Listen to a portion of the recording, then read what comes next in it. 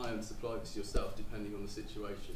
You have what's known as a back line, and the back line is literally so called because it's in a line at the back of the stage, and that encompasses all the basics that the musicians will need. That encompasses the drum kit, the bass guitar amplifier, and then the electric guitar amplifiers.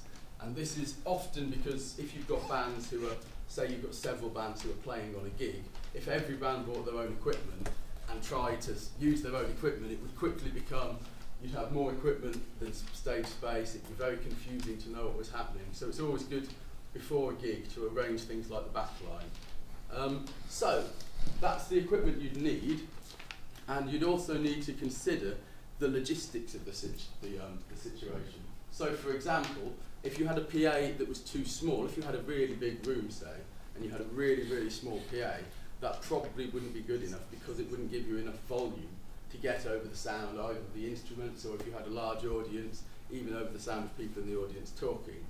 So always consider the size and the appropriateness of it all. And again, make sure you know where the equipment is coming from. If you're hiring it in, and make sure the company are delivering everything they need, make sure they're delivering it to you in plenty of time for the gig. And if possible, obviously gigs usually run in the evenings, and they often finish sort of 10, 11, even midnight.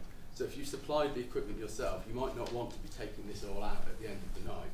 So you might wish to leave it behind at the venue. So it's always a good idea to ask ahead of time what their arrangements for that sort of thing are. Okay, so that's the equipment.